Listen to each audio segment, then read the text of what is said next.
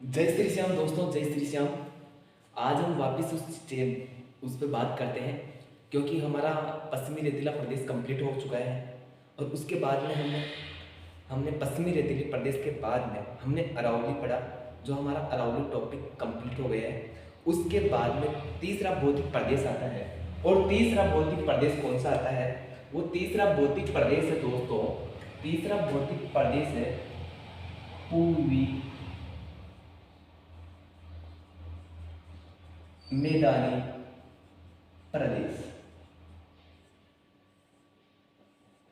पूर्वी मैदानी प्रदेश की बात करते हैं तो पूर्वी मैदानी प्रदेश में यही कहा गया कि जो नदियां हैं, मैदानों का निर्माण किस हुआ, जैसे उस चतुर्थ कल्प में प्लास्टिसिन युग में क्या हुआ, नदियां आई और नदियां अपने जलोढ़ का जमाव करती है। और उस जलोढ़ के जमाव से ही इस मैदानी प्रदेश का निर्माण हुआ। बात करते हैं निर्माण की, तो निर्माण की बात करते हैं तो निर्माण कैसे हुआ? और इसका निर्माण ऐसे हुआ कि नदियों के द्वारा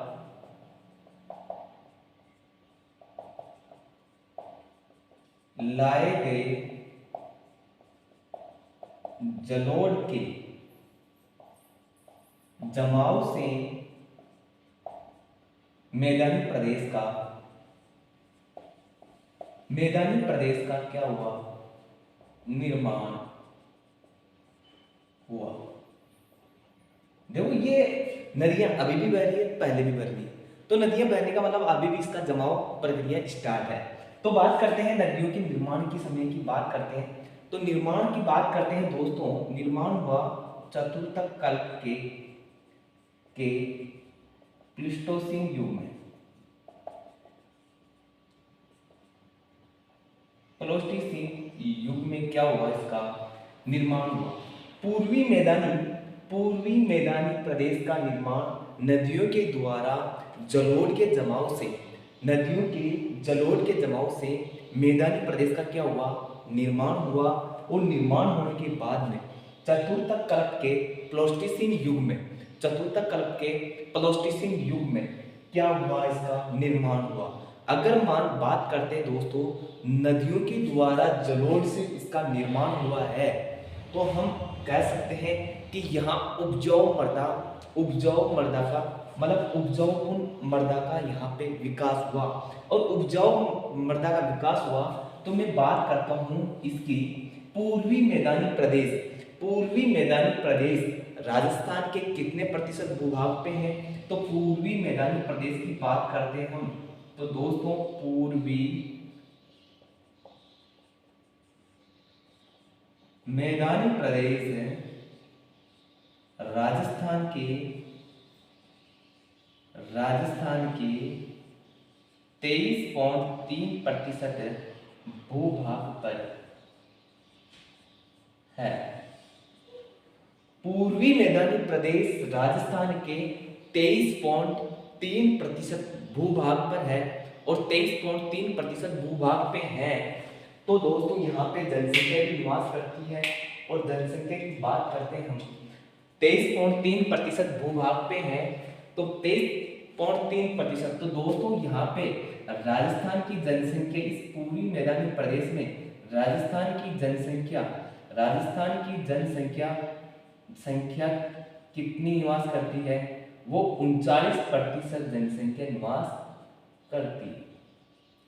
मैंने पढ़ाया था कि 61.11% पश्चिमी रेतीला प्रदेश था, उसमें 40% जनसंख्या निवास करती थी, लेकिन 9% अरावली भूभाग है, तो उसमें 10% जनसंख्या निवास करती है। बात करता हूं दोस्तों 23.3% भूभाग पे कितनी जनसंख्या निवास करती है? 39%। अब आप इस बात का आइडिया लगा सकते हैं कि यहाँ पे क्या है? सघन जनसंख्या बसी हुई है। क्या बसी हुई है? सघन जनसंख्या का क्या है? बसाव है।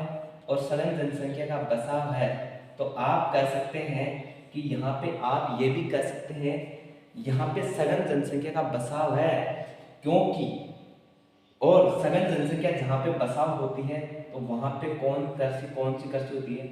गहन जीवन निर्वाह कृषि। अब गहन जीवन निर्वाह कृषि की बात करते हैं। देखो जनसंख्या सघन बसी हुई है, तो हमारे जनसंख्या सघन बसी हुई है तो खेतों का आकार क्या होता है, छोटा होता है। भाई परिवार बड़ा होता है, किसी के पिताजी के पास में 10 बीघा जमीन थी और उसके 4 पुत्र हो गए तो उसके 2.5 बीघा जमीन हो गई। अब परिवार तो बढ़ गया लेकिन जमीन वही थी। अब परिवार के सदस्य बढ़ गए, लेकिन बात करते हैं गहन जीवन निर्वाह कृषि में हम यही बात करते हैं कि प्रति हेक्टेयर उत्पादन तो अधिक होता है लेकिन प्रति व्यक्ति उत्पादन कम होता है। कैसे? जैसे मान लो एक परिवार था, उसके 10 बीघा जमीन थी, मैंने पहला वाला लिखूं। अब उस 10 बीघा जमीन में पहले एक ही परिवार था, उसके 4 बेटे थे, बस वो था। अब वो 4 बेटे क्या करते थे, खेत मतलब वो वहीं निवास करते थे। लेकिन जब उसके पिताजी खेती करते थे तो 10 बीघा में कितनी पैदा होती थी, जैसे मान लो 50 बोरी सरसों की हो गई। अब 50 बोरी सरसों की हुई तो उस टाइम 50 बोरी सरसों हो रही थी, कौन सा, एक उसके पिताजी की। लेकिन जनसंख्या बसा हुआ 4 भाई हुई, 4 भाइयों की फैमिली अलग अलग हुई और एकल परिवार में आए तो इनके कितनी बोरी हो गई, लगभग 12 बोरी इनके हिस्से में आई। अब मान लो 12 बोरी तो हो गई, 12 बोरी तो हो गई, लेकिन प्रति हेक्टेयर उत्पादन तो वही था लेकिन प्रति व्यक्ति उत्पादन कम हो गया। और यही गहन जीवन निर्वाह कृषि है कि प्रति हेक्टेयर उत्पादन तो अधिक होता है लेकिन प्रति व्यक्ति उत्पादन कम होता है। यही क्या होती है, गहन जीवन निर्वाह। इसमें मानव का परिश्रम गिना जाता है गहन जीवन निर्वाह, क्योंकि आदमी की कुछ श्रमिकों की कमी नहीं होती है, इसलिए खुद के परिवार वाले ही इसमें गहन जीवन निर्वाह कृषि में, जैसे चावल की खेती, इसमें क्या होता है, गहन जीवन निर्वाह कृषि होती है। उसके बाद में हम पूर्वी मैदानी प्रदेश की आगे बात करते हैं तो नदियों के द्वारा लाए गए जलोढ़ के जमाव से मैदानी प्रदेश का निर्माण हुआ और चतुर्थ कल्प के प्लीस्टोसीन युग में क्या हुआ, इसका निर्माण हुआ। पूर्वी मैदानी प्रदेश राजस्थान के 23.3% भूभाग पे है, तो राजस्थान की जनसंख्या 39% जनसंख्या यहाँ पे निवास करती है। सघन जनसंख्या का बसाव क्षेत्र है, अतः गहन जीवन निर्वाह कृषि का यहाँ पे उपयोग गहन जीवन निर्वाह कृषि की जाती है। अब गहन जीवन निर्वाह कृषि की जाती है तो दोस्तों थोड़ा और आगे बढ़ते हैं पूर्वी मैदानी प्रदेश की, और पूर्वी मैदानी प्रदेश में हम आगे बढ़ते हैं तो इस पूर्वी मैदानी प्रदेश का नदियों के द्वारा इसका निर्माण हुआ।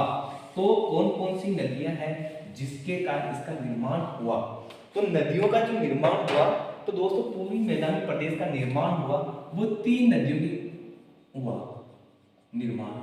अब निर्माण के लिए कौन सी नदियां सहायक है, पहली हमारी जो नदियां हैं मैदानी प्रदेश में, हम नदियों की बात करते हैं तो नदियों की यही बात करते हैं दोस्तों। पहला हमारा है बाणगंगा का, चलो पहले लेते हैं हम चंबल व बनास का मैदान। बात समझ में, चंबल व बनास का मैदान हमारे यहाँ पे ये नदियों का मैदान है, उसको हम कहते हैं चंबल व बनास का मैदान। उसके बाद में हम बात कर लेते हैं थोड़ी और बाणगंगा का मैदान भी इसमें आता है, बाणगंगा का मैदान भी यहाँ पे आता है। उसके बाद में हम बात करते हैं दोस्तों, इसकी बात करते हैं, इसके बाद में हमारा दक्षिणी राजस्थान में माही नदी का मैदान। कौन कौन से मैदान हो गए, माही नदी का मैदान, बाणगंगा का मैदान और चंबल और बनास का मैदान। चंबल, बनास, माही और बाणगंगा तीनों नदियां मिलकर कौन से मैदान का निर्माण करती है, अपने पूर्वी मैदानी प्रदेश का निर्माण करते हैं। दोस्तों जनसंख्या वही सघन होती है जो मानव के आवास के योग्य हो, वहां पे पानी वायु मतलब अच्छी जलवायु इनका विकास हो, तो वहां पे क्या होता है, सघन जनसंख्या। दोस्तों जहाँ पे पानी थी, नदियां थी, तो वहां पे क्या ऑटोमेटिक सघन जनसंख्या, जो भी सभ्यता हुई वो या तो नदियों के किनारे हुई है, क्योंकि जो पानी का आश्रय स्थल है मानव के लिए सबसे पहली प्राथमिकता पानी है, क्योंकि पानी होगा तो सब कुछ होगा। दोस्तों आज की कंडीशन क्या है कि बहुत सी जगह, जैसे अभी बेंगलोर में हालत बने हुए हैं, बेंगलोर में जल स्तर बहुत नीचे चल गया, पानी की कमी से जूझ रहे हैं। क्या आज वो बेंगलोर हमेशा डेवलप एरिया था, लेकिन पानी की कमी से आज वहाँ पे प्रॉपर्टी के डाउन क्यों पड़े हुए हैं। तो दोस्तों वो चीज़ें अलग है कि आप क्या है, तो जो भी विकास हुआ है, सघन जनसंख्या बसी है, वो कहाँ बसी हुई है, नदियों के किनारे बसी हुई है। तो नदियों के किनारे की बात करते हैं हम, तो चंबल और बनास के मैदान की बात करते हैं हम, तो हम चंबल के मैदान और बनास के मैदान को अलग अलग पढ़ेंगे। पहला तो आ गया चंबल का मैदान, पहला, और दूसरा हमारा बनास का मैदान।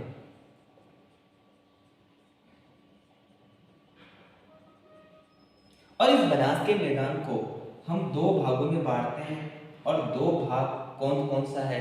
एक तो है हमारा मालपुरा करौली का मैदान, पहला है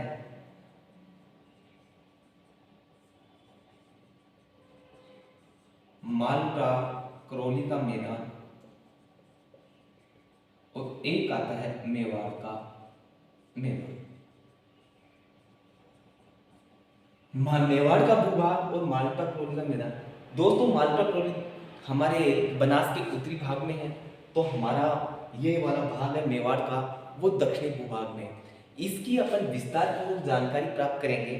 वो विस्तार पूर्वक जानकारी इसके बाद में मैं टॉपिक पढ़ाऊंगा अफवाह तंत्र, और अफवाह तंत्र में हम बनास, चंबल, बाणगंगा इनका हम विस्तार से बात करेंगे, लेकिन कुछ बातें हम यहाँ पे भी बात कर लेते हैं। दोस्तों माही नदी यही बात कर लेते हैं। माही नदी हमारे बांसवाड़ा, माही नदी के मैदान का बात करते हैं। अब नदियों के मैदान की बात करते हैं। भाई नदियों में जल कहाँ से आ रहा है, कितनी दूर का आ रहा है, तो वो सब क्या है, उसके मैदान में आ रहा है बांसवाड़ा। और बात करते हैं डूंगरपुर और प्रतापगढ़ क्षेत्र आता है।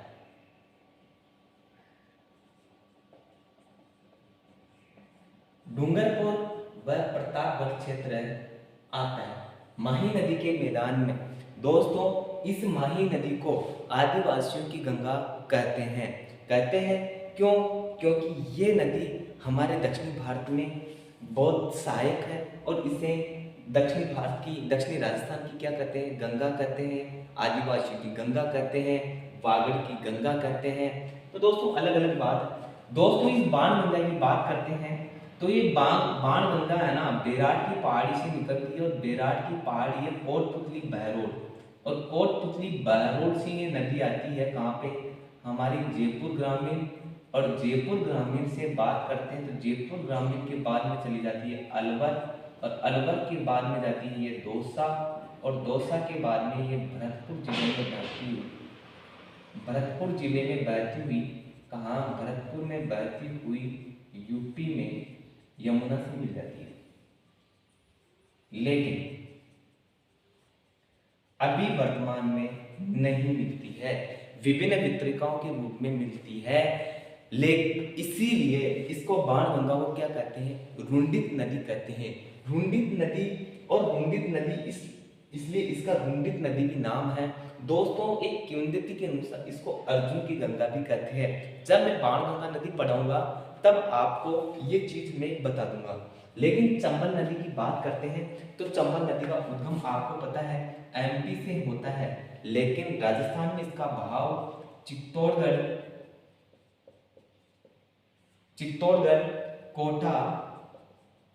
कोटा में जाती है, बूंदी में जाती है, सवाई माधोपुर में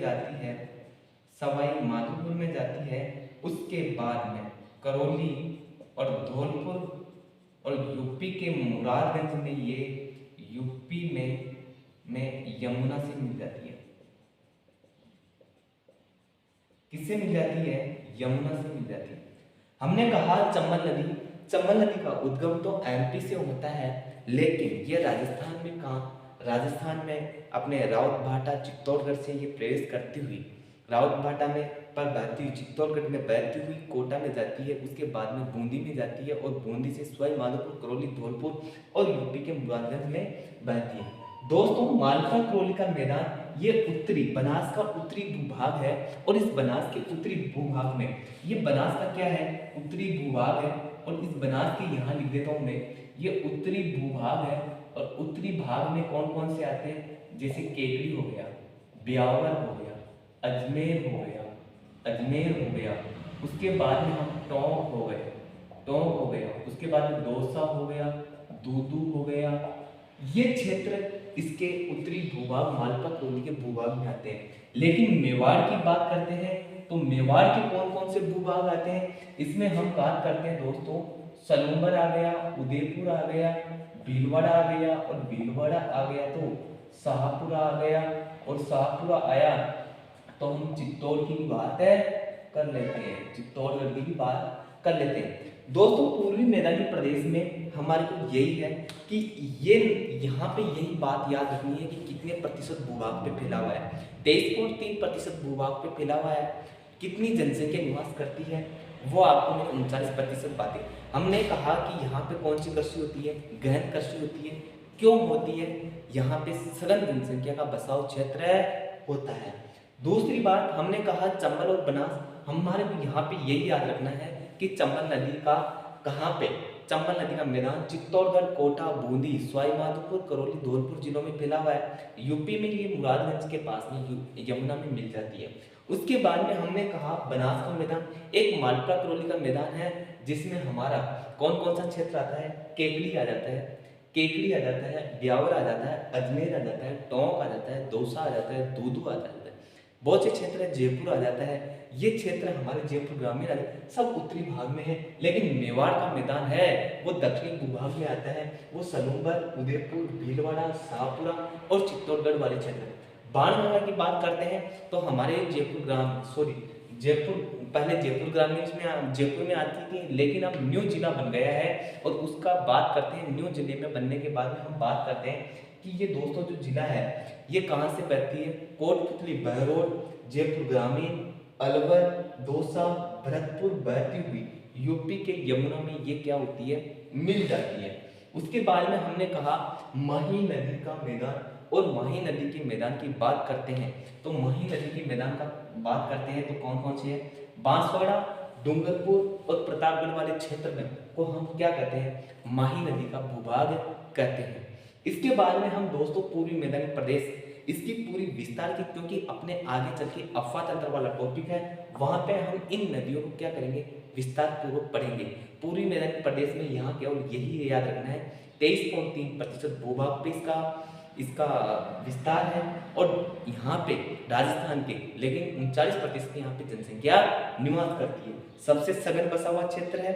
सबसे सघन बसा हुआ क्षेत्र क्यों है, क्योंकि यहाँ पे नदियां बहती है, मैदान है, उपजाऊ घाटियां है, उपजाऊ मिट्टी का निर्माण हुआ है, तो यहाँ पे उचित जलवायु का विकास है, मानो के अनुकूल जलवायु है। ऐसे क्वेश्चन हमारे पास में आ सकते हैं। उसके बाद में हम बात करते हैं हम दक्षिणी पूर्वी पठारी प्रदेश की।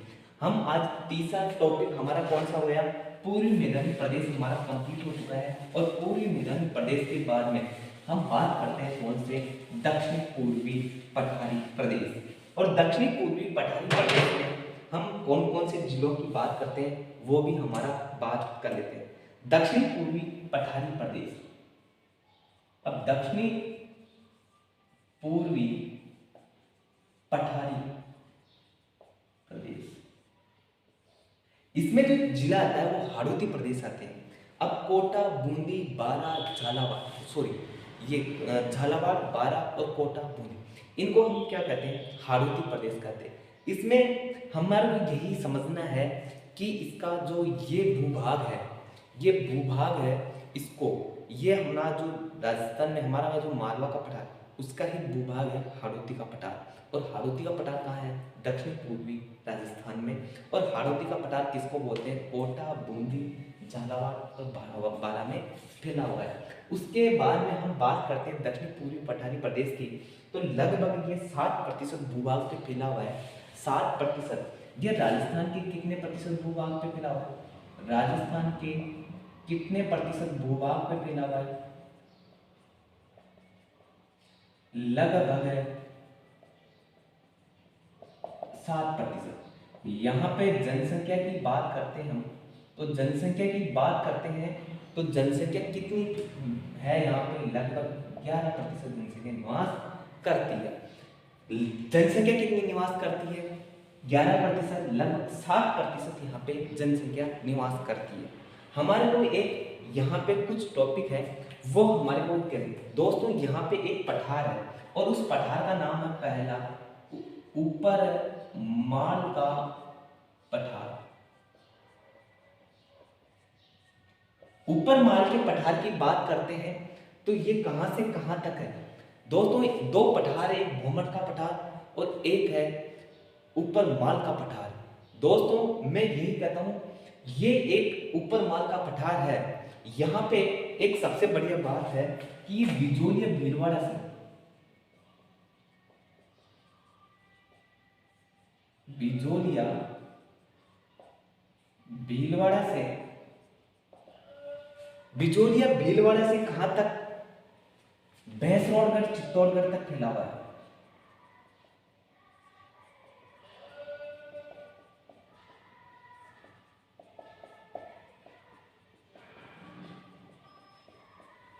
ऊपर माल का पठार बिजोलिया भीलवाड़ा से भैंसवाड़गढ़ चित्तौड़गढ़ के मध्य फैला हुआ है। दूसरी बात हम बात करते हैं, एक हमारी पहाड़ी है आड़ावल की पहाड़ी।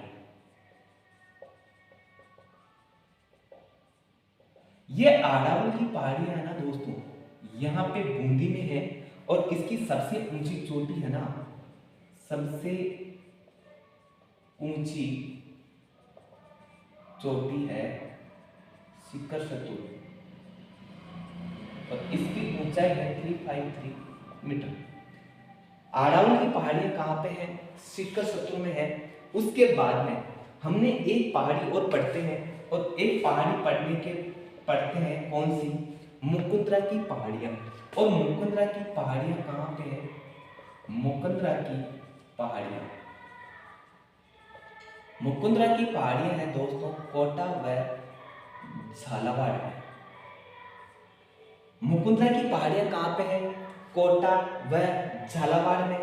तो हम बात करते हैं कोटा व झालावाड़ में कौन सी पहाड़ियां हैं, तो हमारे बात ऑप्शन क्या आ जाता है? मुकुंदरा की पहाड़ियां। एक कुंडला की पहाड़ियां। कुंडला की पहाड़ियां केवल कहाँ पे है? कोटा में। कुंडला की पहाड़ियां कहाँ पे है? वह है दोस्तों कोटा में। कौन कौन सा हो गया? ऊपर माल का पठार हो गया बिजोलिया भीलवाड़ा से भैंसवाड़गढ़ चित्तौड़गढ़ में फैला हुआ है। आड़ावल की पहाड़ियां कहाँ पे हैं? बूंदी में है। उसके बाद में हम बात करते हैं मुकुंदरा की पहाड़ियां कोटा व झालावाड़ में फैला हुआ है। कुंडला की पहाड़ियां बनी हुई है कोटा में। दोस्तों कुछ म्यूजिक की ये आ रही है, तो जय हिंद जय भारत। हम अगली वाली बात में इसकी दक्षिण पूर्वी पठारी प्रदेश की हम दोबारा बात करेंगे। जय हिंद जय भारत। आपको ये वीडियो अच्छे से समझ में आ रहा होगा। जय हिंद जय भारत।